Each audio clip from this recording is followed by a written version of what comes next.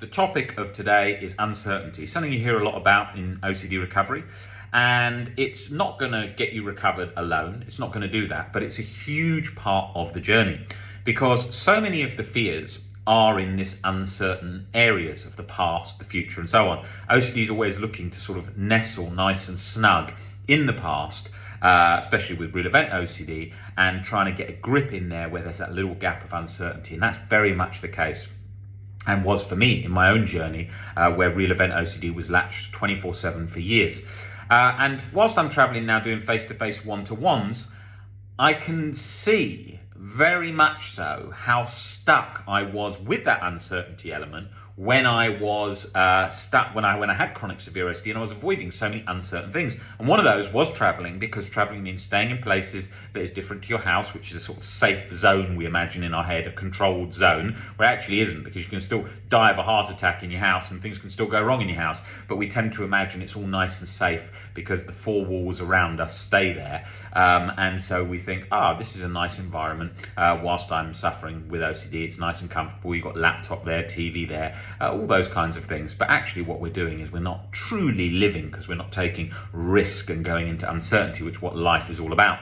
So I used to avoid traveling, and then it used to also latch to, I used to do it, but I didn't do it much, because of how OCD used to flare up, particularly before those things, as I was wanting to have a good time, wanting to do something different, or if it was beneficial to my life or career in any way, I would be looking for, ways to hijack that. So I think it's really important to remember that, so that you can see where there's those opportunities to take those leaps, move and take risks, because otherwise we don't. Otherwise we stay stuck in that cycle of chronic anxiety and chronic guilt, avoiding, because avoidance becomes the habit that we tend to choose over everything.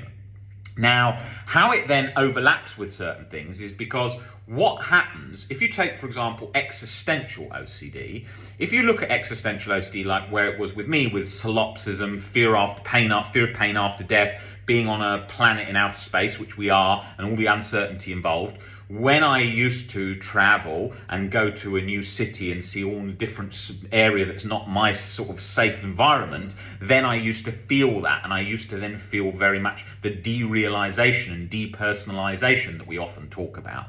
So that was key, getting used to uncertainty and getting comfortable with all that, going to those places, seeing that. And I very much enjoy today traveling. In the nature of my job, I do have to travel a fair bit when I'm doing face-to-face one-to-ones.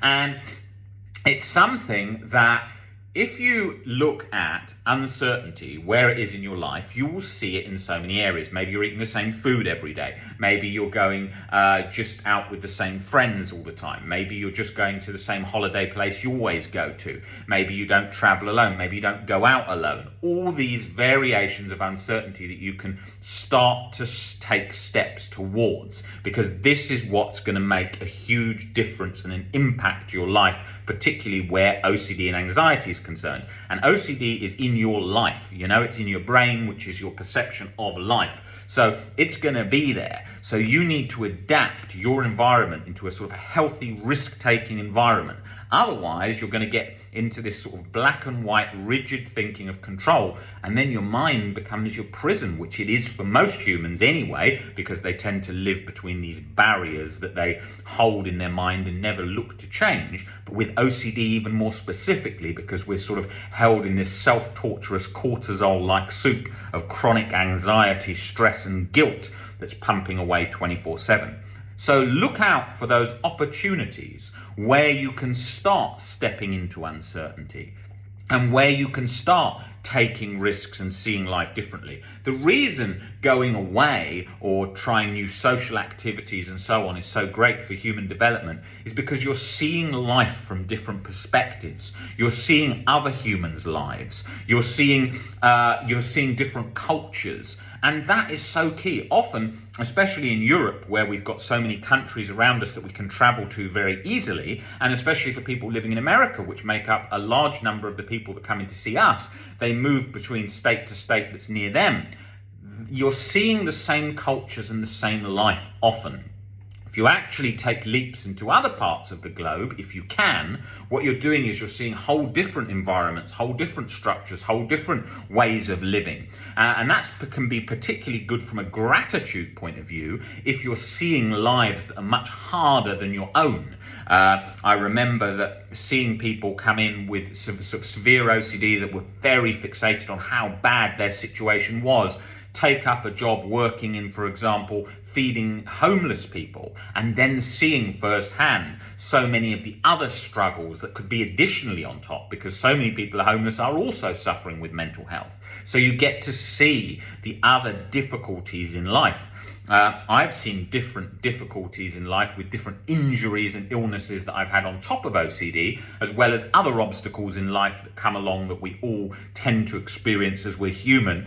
But I haven't seen the range of ones where I've been in a hospital for a long period of time, or being homeless, or being in jail, or any of these very harsh life circumstances that many people have to deal with. We have people come in who live in war zones and how they're dealing with OCD. And even in those situations, what's surprising to people with OCD that they don't realize is even in that environment, OCD tends to stay fixated and latched on the thing they're scared of. And often they will say, we have people that I've got people from the NYPD, LAPD that come into us that work in very serious situations and tactical combat situations in the military as well. And they say, I'm not worried about dying, Rob. I'm not worried about the conflict today. Someone tried to shoot me this afternoon. That's what they say. They talk about these things. They say, I'm worried about an argument with my wife, and what if she cheated? And you think, how can that be possible if you didn't understand OCD? But when you understand how it locks and how it controls and how it keeps us fixated on something in the past,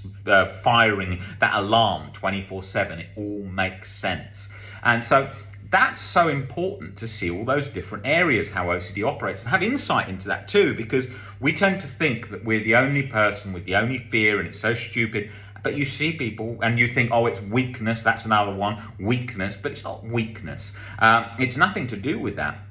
It's most likely a genetic disorder, I would imagine so, and it plays on all these bits of uncertainty and irrational fears and black and white thinking. So that's where we want to work those like a muscle and make change, because that's how we can drastically improve our life.